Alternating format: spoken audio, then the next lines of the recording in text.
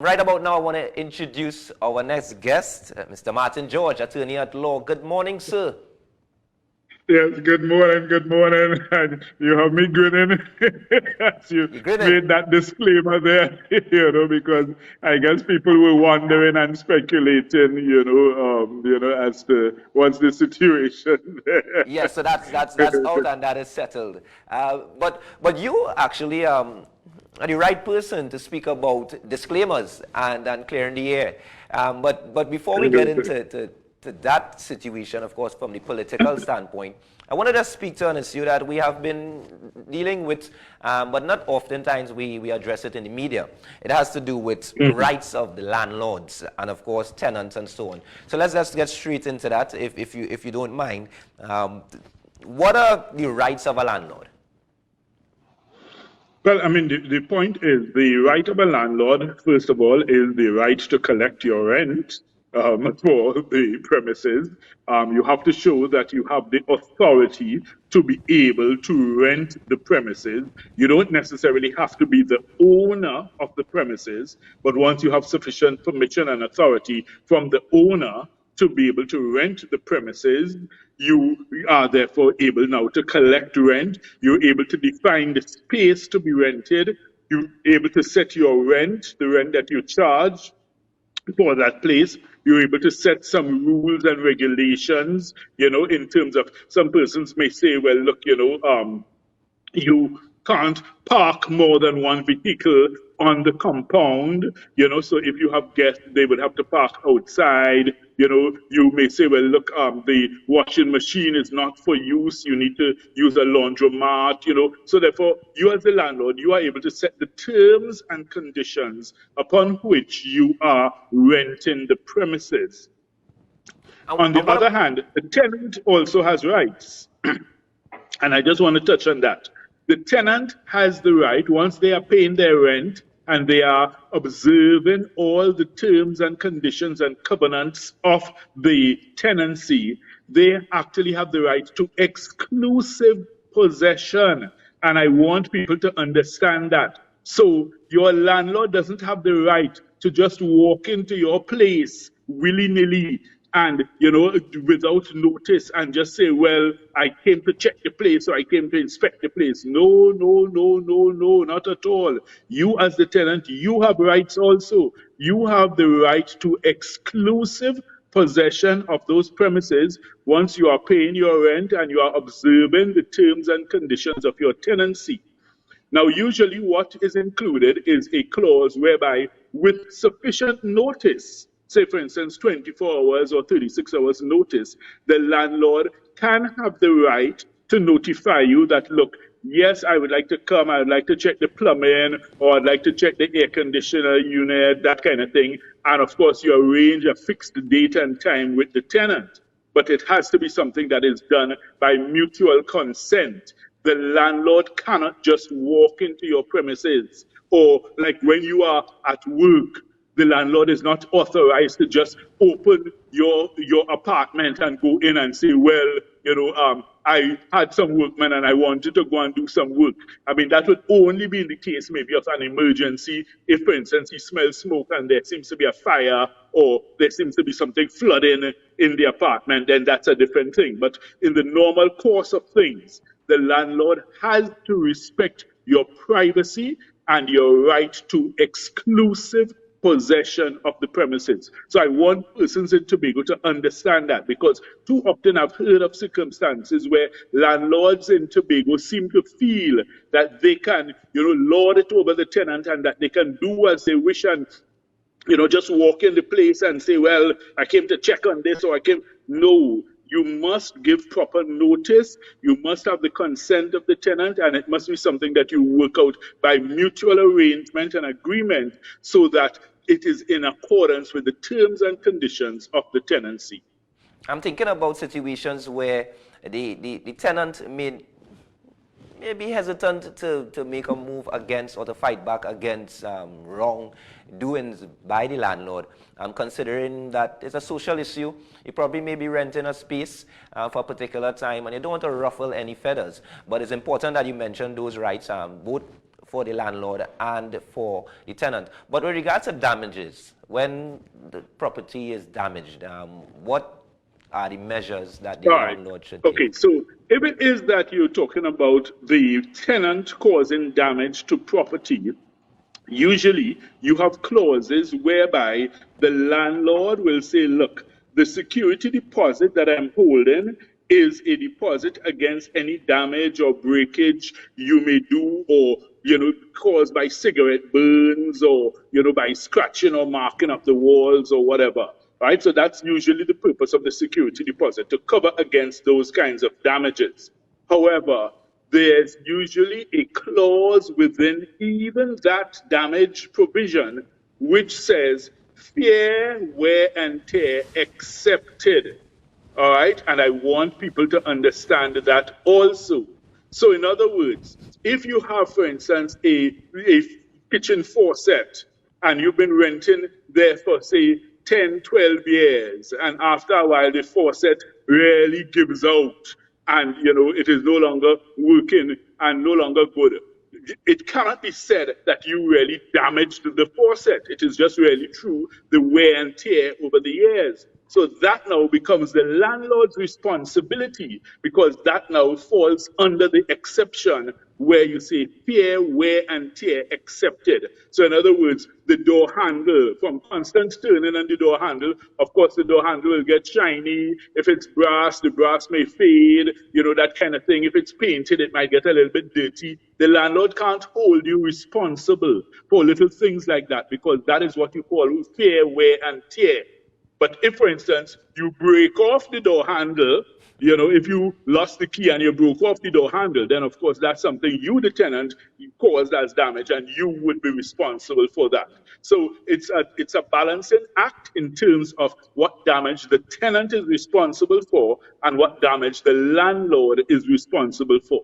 Normally, the major things are the responsibility of the landlord. So say, for instance, if you're renting somewhere and the sewer system goes bad, the landlord cannot expect the tenant to pay for or be responsible for fixing the sewer system, or for going and digging a new cesspit tank or anything of the sort. Or if the main water supply is damaged and they have to contact WASA to now lay down a new main or anything, so, and pay those expenses, that cannot be the tenant's responsibility. All of those things would be on the landlord, those major types of expenses. Okay, a tenant may play hero, may play overnight plumber, and embark on a mission to fix a problem and make it even worse. I assume in the clause there should be information that would speak to that particular action, not so? Well, usually what you would put in as a landlord, you would put in a clause to indicate that for any minor problems or minor issues that arise, they first must notify the landlord, and usually most landlords prefer persons to use the service providers of their choosing. So in other words, if the landlord has a regular plumber, they would normally say, look, call me, let me know, and I will get my plumber to do it. Because, for instance, if you have, for instance, an AC unit and the tenant feels, well, the AC unit is not cooling, and they call every Tom, Dick, and Harry who claims to know about AC, and they fiddling and they tampering, and they could actually make it worse. They could actually damage the unit, and then whose cost is that? You then now want to tell the landlord, well, this AC unit is no good, but it's because you had all kinds of persons who, claim to be AC technicians, who just, doing what they want and, actually causing more damage than good. So usually it's better if you notify the landlord and say, hey, listen, the AC unit is not working. Can you get the AC technician to come and fix it? Sometimes it might be the routine service, just the routine gassing up, in which case there's usually a clause that some landlords would put in to say, well, look, every 6 months, you, the tenant, you have to pay a fee, a small fee, usually like about $250 for the servicing of the AC unit. That would include gassing it up, cleaning it, cleaning the coils, cleaning the filters, etc., and making sure that it's in top-notch condition, which is not an unreasonable fee at all in those circumstances. But if, for instance, the unit is damaged and spoiled, the best thing really is to call the landlord to fix it. Okay, and just to wrap up this particular part of the conversation, with regards to landlords and tenants' rights. If a landlord is to find ammunition on the premises, what are some of the actions that they should employ in treating with a matter like this? Naturally, you call the police, but just walk us through what is the legal advice for landlords when they discover Well, I mean, ammunition? the first thing the landlord ought to do is bring it to the attention of the tenant. I mean, point out that, look, if it is that the tenant does have, for instance, an FUL, right, which covers the lawful possession of arms and ammunition, then they would need to produce that and show that, look, yes, I'm within the law, I'm within my legal rights. Or you may have an FUEC, all right, where some employers do allow the holders of FUECs to go home with their, their weapons. But all of this must be something that you must disclose to the landlord up front, because if it is that the landlord just discovers it, per chance, then of course he may just panic and call the police, and then, you could end up in a whole different scenario, right? Of course, on the other hand, if it's an illegal firearm or illegal ammunition, then of course the first port of call is to call the police. I mean, you as a landlord ought not to even seek to confront such a situation. Okay, noted, Mr. George. And ladies and gentlemen, we're speaking with attorney at law, Mr. Martin George. So we dealt with the landlords and the tenants. Let's briefly, are we seeing a rise or a trend with regards to land scamming in Tobago, Mr. George? We certainly are. We certainly are. And, it is something I don't know how, again, to warn and caution Tobagonians, because it appears that so many persons in Tobago seem to think that, if somebody comes and says, well, look, boy, I have a good deal. I have a piece of land here. Let me show you. And they take you and they just show you a parcel of land and they say, well, look, you're going to get a good price, and persons go and they withdraw hundreds of thousands of their hard-earned dollars, hand it over to a complete stranger, who is promising them pie in the sky. And usually what they always tell them is, don't bother to go by any lawyer, you're wasting money. Don't waste any money by going by a lawyer. I will deal with you. And that's always the catch, because 99% of the times, these persons have no deed, no title whatsoever for the land. Most times it's not theirs, it's somebody else's property they're showing you, but because we have this love and this fascination with getting a good deal under the table, we love to go along with these things. I mean, there isn't a week that goes by that somebody doesn't come to our office in a scenario where they've been scammed out of hundreds of thousands of dollars. And I'm talking intelligent people. So let's not just say, well, the person didn't have sense and, they were foolish. No, intelligent people. I'm talking principals. I'm talking doctors. I'm talking even attorneys who have come to us, who've been scammed that way. So the fact of the matter is, the best option is always to get your own attorney, pay them for a title search. That's the first thing that you need to do, right? The purpose of the title search is to ascertain that the property, first of all, is owned by the person who is purporting to sell it, that they do have a good deed or a certificate of title for it, that they do have a good chain of title. And when I say chain of title, you are able to show how the property came down to them. In other words, came down either through their grandfather, their father, so therefore you've seen all the relevant deeds to show that there is good title, good ownership, and then, of course, to show that it has a good root of title. You also want to ensure that the property is free from encumbrances. So in other words, you don't want to go and purchase a property that is burdened with a mortgage. And if that's not disclosed to you, then you now become responsible for paying off this person's mortgage in addition to paying the purchase price for the property. So all these things are the ways that the attorney can guide you. So when someone tells you that they have a deal for you with land or property, and the first thing they're telling you is don't bother to go by any lawyer, that by itself is a red flag, and it probably means that they want to scam you. And the cost of a title search is not much. It's usually very minimal compared to the hundreds of thousands of dollars you are being required to pay out to some scammer. Just this week we got judgment against, some persons who had scammed, some individuals of, millions of dollars in land. And we have like about 5 or 6 other matters pending against some of the same individuals. Because what they do, they go around Tobago scamming people and telling them, well, look, yes, we have a company, and they've given the company a name, and, they say they have this attorney acting for them, and, they try to give it this veneer or pretense of reality, when in fact they own nothing, they do not own any land, and persons, because they don't do their due diligence by having their own attorney. So in other words, you must always have your own attorney acting for you. Even if the vendor says, well, look, I have my attorney and we could go by my attorney and sign up everything, tell them, no, that's your attorney.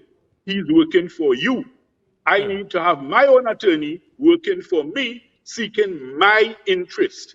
And that's the difference. And that's where it's important, because the cost and fee you will pay an attorney in a circumstance like that, say, even if you say you pay $5,000 maximum, as compared to going and throw away almost $1 million. Look, we had a scenario where, this couple, over the course of time, they paid close to $1 million to someone for property, $1 million of their hard-earned money, and it so turned out that the man doesn't own the land at all after all these years. Mr. George, important information that you're providing here, especially, and we appreciate the advice. But what are the penalties if someone is caught scamming? And before you answer that, so actually, last week in the newspapers, you would have seen an attorney from Arima who actually pleaded guilty to some matters concerning some land fraud and some documents that he submitted, which apparently were fraudulent documents, and that attorney was charged and convicted, and he was fined. So the point is, and that's the important thing. Even attorneys are sometimes involved in this, so we have to be very careful to make sure that you get your own attorney to act for you. So not because the other person has an attorney means that you feel, well, okay, it has to be valid. No, we had an attorney convicted last week in the courts, and we've had previous scenarios with attorneys convicted of this kind of thing. You also have conveyancing clerks. You have probate clerks. You have persons who work in the Board of Inland Revenue, who are all part of this network. And what we have seen recently is that there's a cadre of people coming across to Tobago. They go to the registry and they start searching through the deeds, looking for properties where it appears that there's no active owner. And then they start their process from there. Start to try to create fraudulent deeds, create fictitious names, and then they come to you with what appears to be a nice, bright, clean, new, shiny deed and say, well, look, I'm ready to sell you this property. Get your own attorney to double check it, let them do a full, proper title search, and let them ensure that they are correct in all they do. I will just make one other mention of another scenario. You all would have seen in the papers last week also. Another attorney, a firm of attorneys, they were fined $1.2 million, right, in a matter where they acted for one of the commercial banks. And it appears that they did not do their due diligence, and they caused the bank to enter into a transaction whereby the bank ended up losing money because the person who purported to be the vendor of the property was not the actual owner of the property. Now, it's a slightly unfortunate situation because this was a situation where the person actually had a similar name to the actual owner of the property. But here's where, as an attorney, you always try to cover and protect yourself because there are requirements of the Financial Intelligence Unit of Trinidad and Tobago. So first of all, if you're doing a land transaction, you must inquire of your attorney, let them show you and produce their documents to show that they are registered with the Financial Intelligence Unit of Trinidad and Tobago. That's the But Mr. first thing. George, Because Mr. George, sorry to yes. cut you off, but sometimes you may engage in that conversation, that initial conversation, and you may say, I'll pay down at 10% before I provide any paperwork. Your advice. No, but no, that's not advice. No, I'm They asking for your actually have advice with situations like that. Right. So the thing is, in that case, you insist that they show you their documents. If the attorney cannot show you that they registered with the FIUTT, then you ought not to do a transaction with them for your safety. I'm telling you that. It's And important. what about the landowner? Because What about the landowner? If the landowner right. So here's the asks for next thing. 10%. Right. So the landowner has a duty now to fill out and return to your attorney what are known as the KYC forms. Know your client. All right. So these were part of the FACTA requirements and part of the anti-money laundering provisions, which we as a nation, we signed on to in Trinidad and Tobago. So therefore, you must provide documentation to show that the person who is even selling the land, they have a duty to fill out that KYC form so you have it on your file. So therefore, you can show that, look, this person is supposed to be genuine. It is supposed to be valid. You're supposed to provide 2 forms of ID. They're supposed to give their bankers information, show where they got the money from, show where they got the property from, all of those things on the KYC form. So I want our listeners and our viewers to take away these ideas and remember them. Make a note of them, jot them down. Ask for the FIUTT certificate. That's the Financial Intelligence Unit of Trinidad and Tobago. Ask about the KYC forms, the Know Your Client forms, because all of these things are the safeguards that have been put into the system to try to avoid persons falling victims to land fraud and land scams. Fantastic and important information from Mr. George there. Mr. George, before you leave us this morning, of course, earlier this month, you were calling for the Chief Sec to speak out, to clear the air with regards to that audio tape.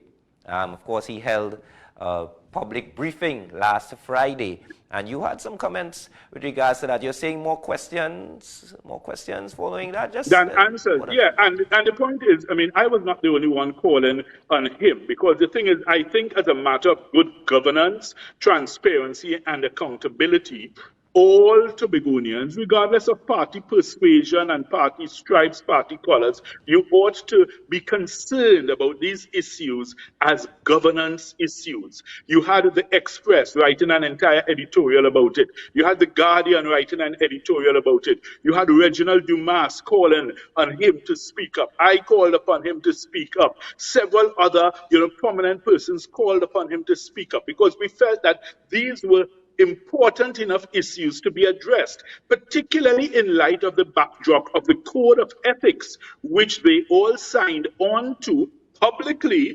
before assuming office. If you recall, on the campaign trail, there was a big hullabaloo about, signing this code of ethics. And in fact, they spoke so strongly and stridently about, holding themselves to account to the people. And if anybody breaches the code, they will be dealt with. So therefore, all we are saying is that in the same vein, act on that and show that level of accountability. Did he? When we heard the press conference and we heard the explanations, one wonders if it really met that standard or that threshold. I mean, at the end of the day, I think it's for Tobagonians to judge and assess for themselves. But based upon the responses I have heard, and in fact, I saw a poll by TV6, right, which was done shortly thereafter, and there were 93% of the respondents who said basically it appeared that the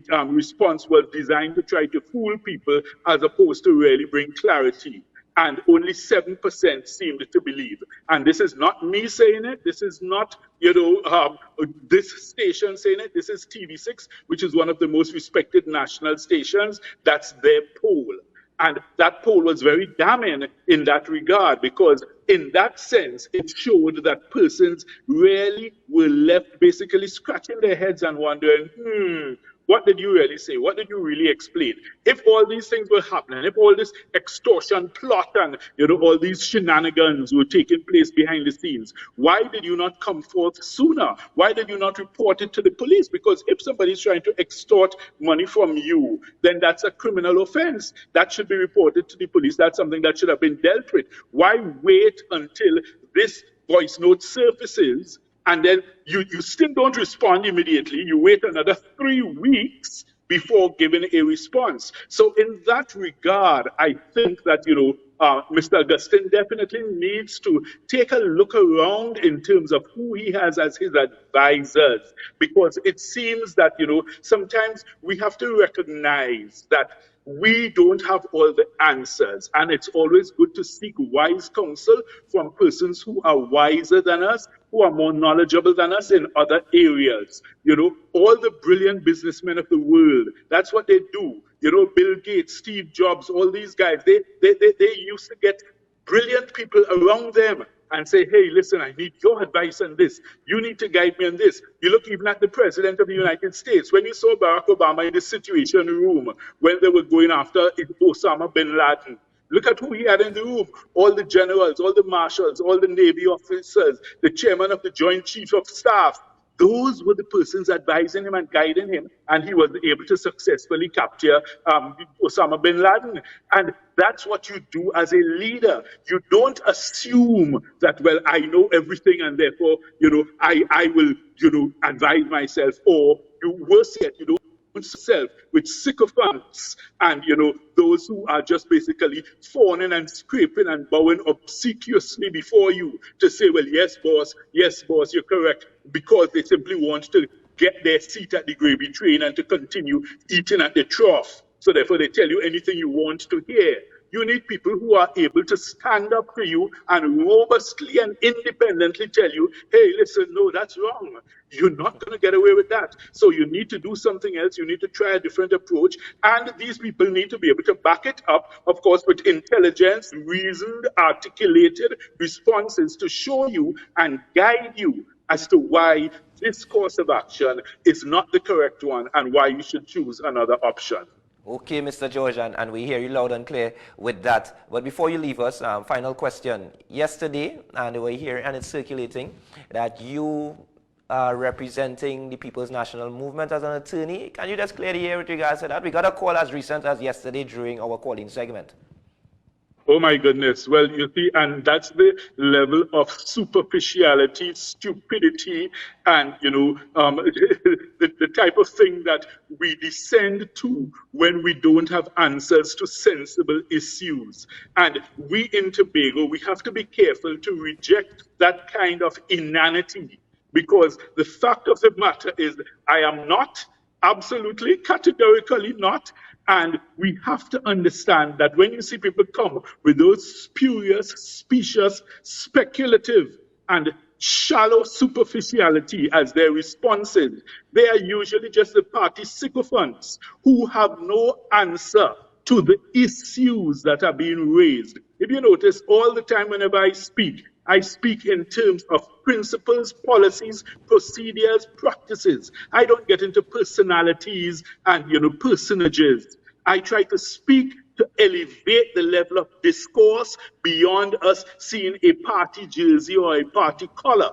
But the persons who are, bound by the fact that they got a free jersey and maybe $300 wrapped up in that jersey, they, unfortunately, most of them are unable to disaggregate these higher ideas that we are discussing, and that's all they are able to see. So in those circumstances, it's difficult to have a sensible discussion with them if that's all they can see and if that's all they think of. All right? But as I said, for the record, absolutely not. And we, on this type of show, we have to raise the level of discourse among Tobagonians. Because if you look at it, think of it, all right? If you want to look at it logically, you had a 6-6 scenario, all right, 2 years ago. Then after that, you had 14-1.